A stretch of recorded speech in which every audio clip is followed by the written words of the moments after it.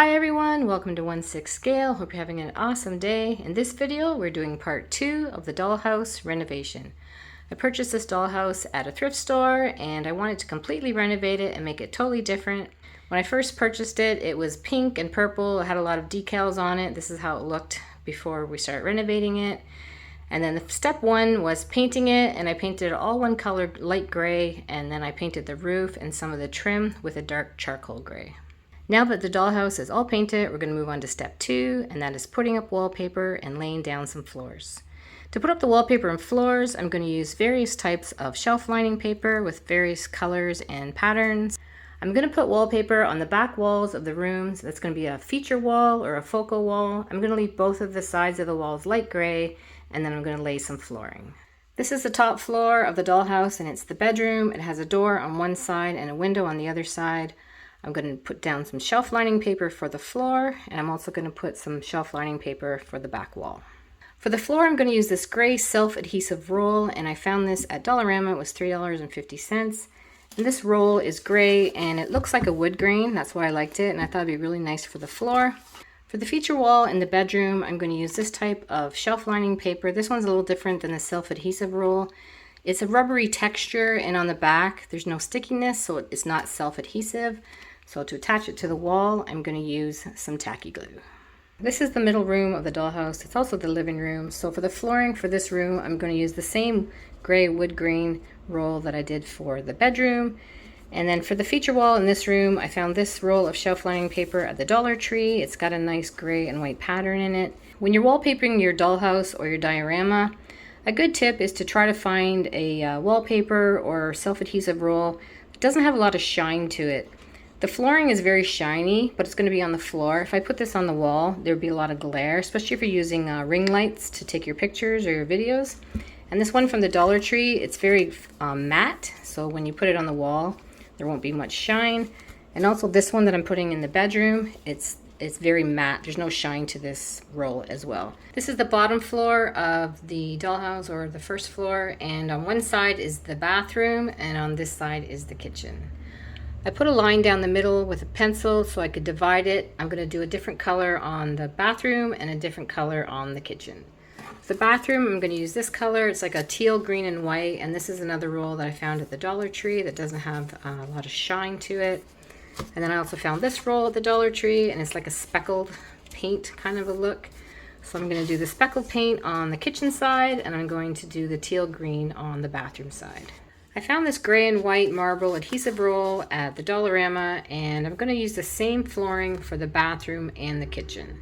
So I'm just going to take this roll and roll it straight across. That way it's going to be 2 separate rooms, but each room will have the same flooring.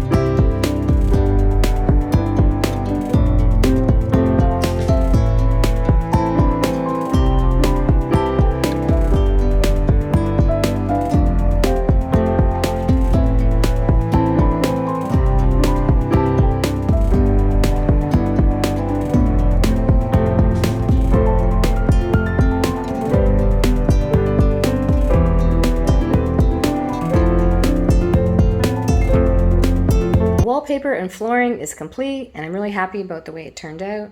I went with a neutral tone for the dollhouse, black, white, and gray, and it's definitely different than the pink and purple that it was before. This is how the bedroom looks now, and this is the wallpaper, and this is the wood grain floor. I love the way the wallpaper looks, and the reason I chose this thick rubbery shelf lining paper was because the wall before, it was held together by 2 pieces of particle board, and then it had some rivets in it, and so the wall was not completely flat.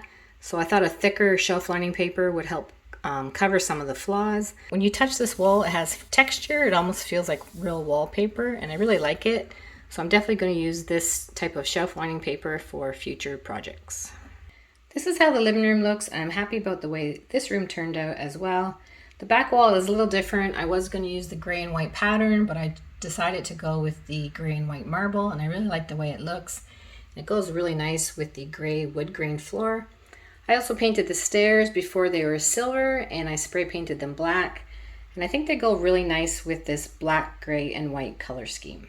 Okay, this is the bottom floor, and this is the kitchen and the bathroom. I made a few changes as I was going along. I decided to change the flooring. I was going to go with the marble look on the floor, but I wanted to keep all the floors the same. So I just went with the gray wood grain and did it on all 3 levels. The bathroom wall is the gray and white pattern that I was going to use in the living room. I was going to use the teal. I wanted to stay with a neutral color scheme throughout the entire house, so I decided to go with the gray and white for the bathroom wall.